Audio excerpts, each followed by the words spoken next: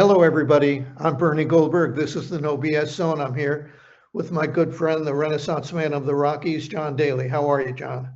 I'm doing good, Bernie. How about you? I'm good, but I'm not in a good mood because of what's happening in the news. Let's go to Minneapolis. Everybody knows what happened. I'm sure everybody has seen the video. It's been played over and over and over again. You probably, and you by you, I mean all our friends watching us and everybody else has probably come to some kind of conclusion. Either the ICE agent acted in self-defense, or the woman, Renee Good, was murdered. Uh, everybody went to their respective corners 10 seconds after this shooting happened. They put on their blue uniforms or their red uniforms. If you wore the blue uniform, the woman was murdered in cold blood. If you put on the red uniform, the ICE agent acted properly. I'm sick of it. And here's what I'm really sick of. I haven't heard, and maybe you have, John, or maybe some of our friends listening have heard, I have not heard anybody on the blue team say, I don't like ICE agents, but in this case, I think the ICE agent acted properly. I think Renee Good should not have stepped on the gas. I'm on the blue team, but I think she was wrong. I haven't heard that. You know what else I haven't heard? I haven't heard anybody on the red team say, I support ICE. But in this particular case, I think the ICE agent was wrong. No, that's not allowed. Either if you're on the blue team, you have to say one thing. If you're on the red team, you have to say another. Let me just be specific on a couple of things. AOC, Alexandria Ocasio-Cortez, she said, what we saw today is murder, and murder in cold blood needs to be prosecuted. From Ro Khanna, the progressive Democratic congressman from California, who I think has presidential aspirations, said, I saw the video, I was disgusted, I was horrified. That ICE agent needs to be arrested and needs to be prosecuted. He needs to be put on trial. On social media, we heard it was an execution, it was an assassination of the 37-year-old woman. On social media, anybody can say anything, so I'm not surprised by that. On the other side, from Homeland Security Chief Kristi Noem, the woman was a domestic terrorist. She tried to run a law enforcement over with her car. From Donald Trump, who never hesitates to pour fuel on the fire, what we got was the woman acted violently, willfully, and viciously ran over the ICE officer. Let's set the record straight. Donald Trump is wrong.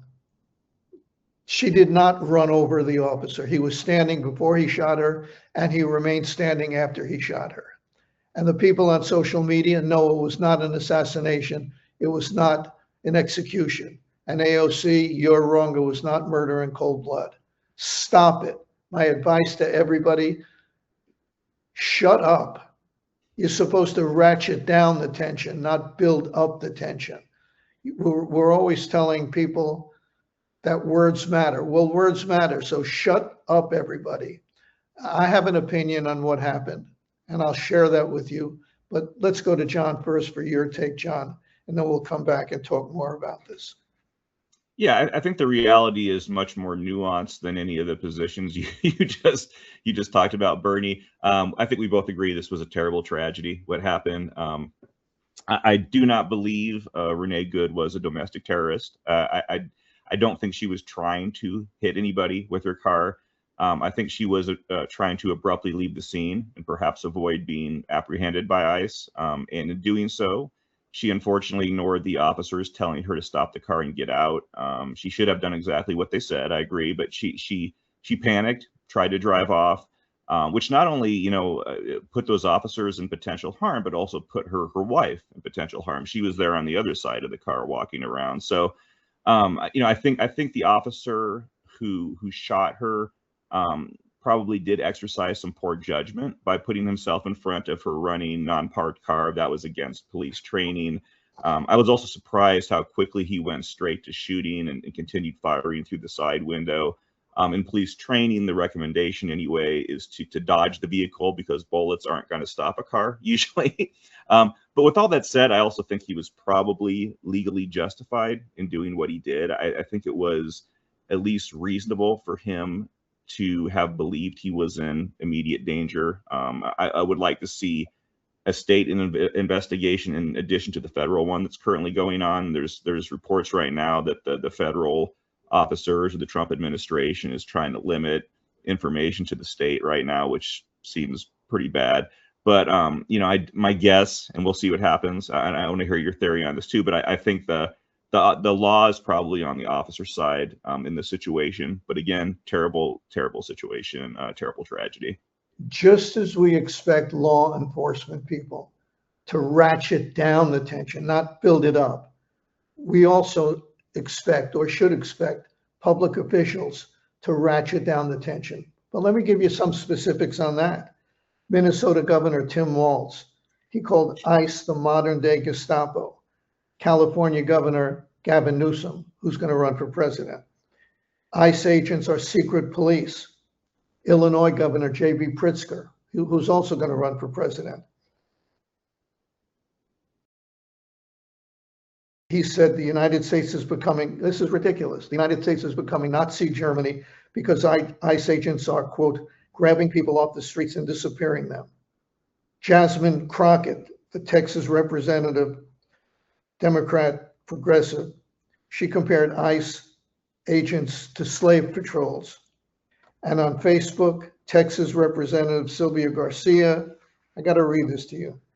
She said, a U.S. citizen is dead in Minneapolis because Donald Trump is using ICE as street-level thugs with badges, not officers with restraint. These are not peacekeepers. They executed a U.S. citizen. Look, we don't know what inflammatory talk like that. We don't know that Renee Good heard any of it. We don't know how it influenced her. But we don't know any of that, but we know that liberals and progressives are always telling us that words matter. They do matter. So shut up. Just shut up. Here's the bottom line as far as I'm concerned. And then I'll tell you what I think happened. Sure. Both sides, they never want to let a tragedy go to waste. They never want to let a tragedy go to waste. They have to use tragedies to pursue their political goals. That is so pathetic. That is so un-American and so sad. But I'll tell you what I think happened. And this is the only thing I'm afraid people are going to remember from this whole thing. I'm asking you to consider everything John and I are saying. I think the ICE agent, unlike you, John, I think the ICE agents was wrong. I don't think he should have been standing in front of the car in the first place. I think he could have gotten out of the way. I think he shot her needlessly. I do think she shouldn't have been there. I do think she should have obeyed the officer, the ICE agent, when he said, get out of the car. And that's on video, get out of the effing car. She didn't do that. I think she panicked when she stepped on the gas. It was a mistake that resulted in her death. But I think the ICE agent should have gotten out of the way, should not have shot her. I think he panicked too. I think he was wrong. That's the bottom line. I think he was wrong. But the real bottom line is that neither side will let a tragedy go to waste. And that is so depressing and sad. Yeah, no, I think our positions are pretty much the same there on what happened. My only point is that I think that there's a number of people brought up this point, but there's good and there's bad, there's moral and there's immoral, and then there's legal versus illegal. And my sense is that how this went down the law will be on his side, but I think he did. I think he exercised poor judgment. I think he did improper things, there's a difference, between legal and wrong, and I think he did what was wrong, but it was probably legal. But we'll see what happens. It was probably legal because the reasonable standard is, what would a reasonable officer do and think? And if he thought his life was in danger. He had a right to shoot her. Whether I think he shouldn't have shot her. I said that already. Yeah, But no, I agree. But he's going to say, and nobody's going to get in his head to dispute it, I had a reasonable belief that my life was in danger. I think that's bull, but he's going to say that and he's going to get away with it. Okay. Yeah, no, I think that's probably right. The thing that was strange to me about that video too is that he actually recorded that not with a cop, camera on him, but had a cell phone. Yeah, I'm like, why are you doing this? It didn't make any sense. But yeah, I think he acted improperly on a number of ways. But we'll see. I think he'll probably escape any kind of legal charges. Correct. But people on the right aren't going to say, I support ICE. But in this case, I think the agent was wrong. They won't say it. And Right. again, people on the left won't say, I don't support ICE, but I think in this case, the woman was wrong. Okay, let's move on. Let's move from Minneapolis, Minnesota to Greenland. President Trump, I have a column coming out on this in a week. I'm writing it now. President Trump apparently isn't busy enough running Venezuela. He's not busy enough rattling cages in Cuba and Iran and threatening the chairman of the Federal Reserve. I mean, he's not busy enough doing all that to be fixated on Greenland. Let me read you a few things he said. We are going to do something in Greenland, whether they like it or not, because if we don't do it, Russia or China will take over Greenland, and we're not going to have Russia or China as a neighbor. Okay, fair. All right, I get it. But then he said, and if we can't make a deal with Greenland the easy way, we're going to do it the hard way. You know what, John? That's how wise guys talk. That's how Vito Corleone, the Godfather, talks. We're going to make you a deal you can't refuse. But what if they do refuse? What if they say, no, we're not, we told you a million times we're not selling it. What then? Well, I'll tell you what then. This is from the president's press secretary. Utilizing U.S. military is always an option. Let's review this. A NATO country, the United States, may roll tanks and send warships to Greenland, which is a property of Denmark, also a NATO nation. So the United States, a NATO nation, will attack Greenland, a NATO nation, or part of a NATO nation. This is insane. Yeah. This is beyond crazy. This is, I don't know what to call it besides insane. Donald Trump is threatening military action against Greenland. He wants it. He wants to buy it. That's okay. If they want to sell it, that's okay with me. He wants to make a deal, but you can't take it over if they don't want to make a deal. And you know what? It's all talk, right? It's all bluster. It's all Donald Trump threatening so that he could actually make a deal. Maybe and maybe not. Don't put money on Donald Trump not sending troops into Greenland. Anything is possible with this president, John. Yeah, we've talked about this before, the motivations. I think President Trump views the taking of foreign power as this power move. He expressed admiration, believe it or not, for Vladimir Putin when Putin first invaded Ukraine, and I think he sees that type of thing, the expansion of territory, as a sign of a strong, mighty leader. He's always liked the strongman figures. And I think that's why he's obsessed with Greenland. And I think it's also what was behind the weird things he was saying earlier about Canada and the Panama Canal. You brought up, there's long been talk about buying Greenland. That's nothing new, that it predates Trump by many years. But such a deal, like you said, of course, would rely on, the Greenlandic government and the Danish government willingly selling the country to us, which they have repeatedly said they are not interested in. So you do have, some of these Trump defenders out there saying, well, Trump would never actually invade Greenland, and take it by force. He's just threatening them to try and leverage a sale and maybe get a better price for Greenland.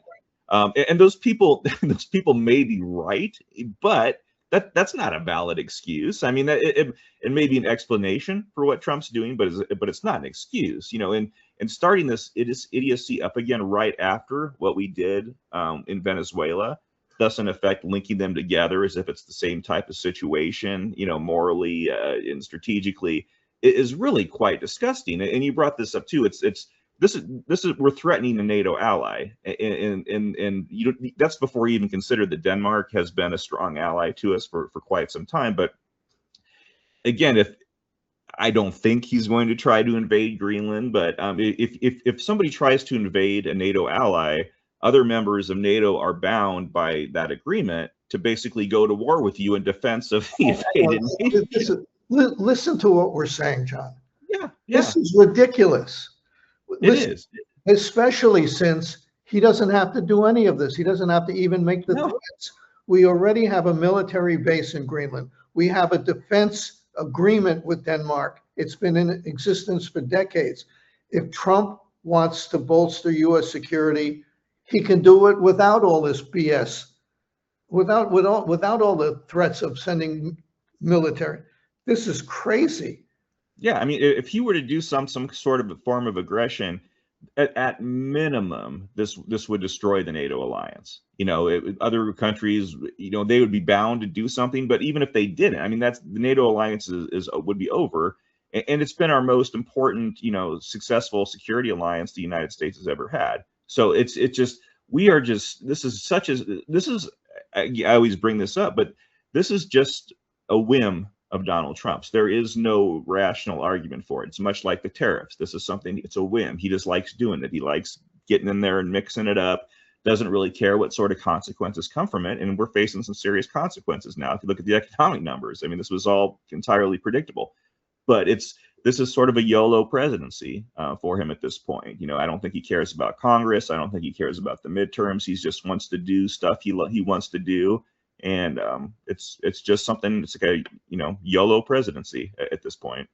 He's fixated on Greenland. He's obsessed with Greenland, while the American people are trying to figure out how they're going to pay for groceries, how they're going to pay for healthcare, medical premiums, and he's on Greenland.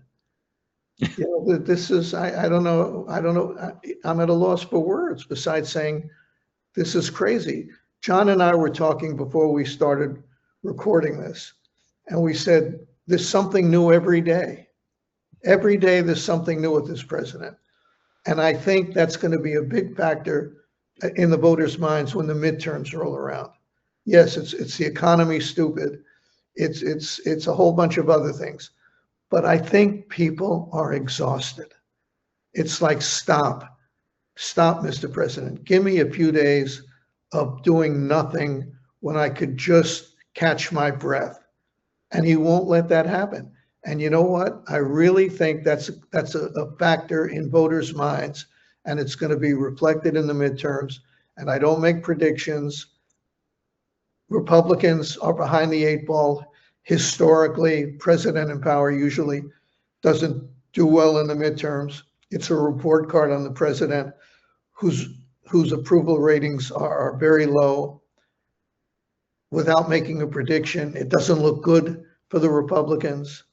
And I think this exhaustion factor is going to be one of the reasons it doesn't look good for Republicans. We'll see. November is a long way off. Anything can and will happen, but it doesn't look good. Yeah, and it should be mentioned too. I mean, this doing one big thing after another and changing the news cycle several times every week. I mean, this is part of the administration's strategy too. I mean, this was something that was stated right at the beginning. They were going to do all these things, and before people could really kind of, you know, wrap their minds entirely behind one thing he's doing, they would do another one. And we have short attention spans in this country to begin with.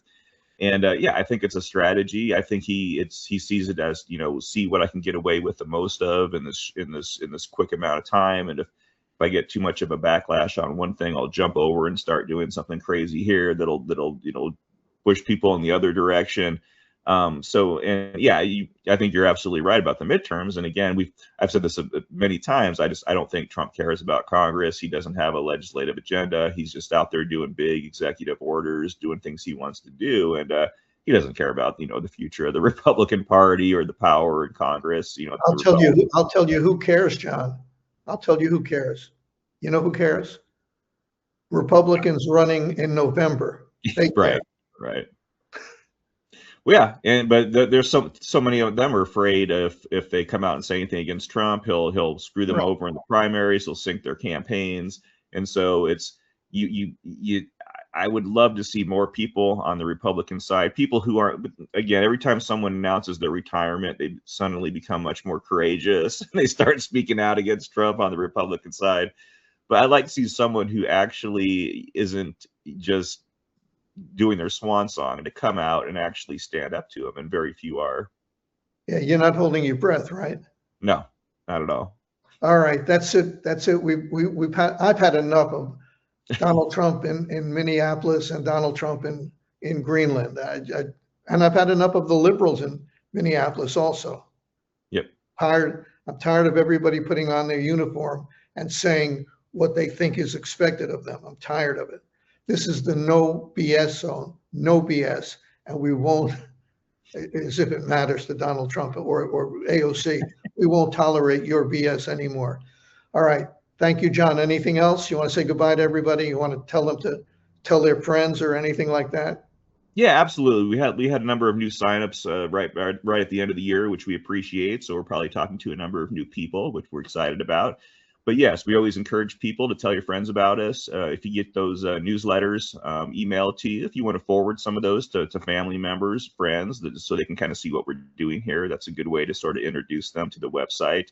Yeah, we appreciate having you along. We are still working on some different things here for the new year that we will let you know about soon. Okay, that's it. Thank you, everybody. Appreciate your being around. Appreciate it very much. Bye-bye.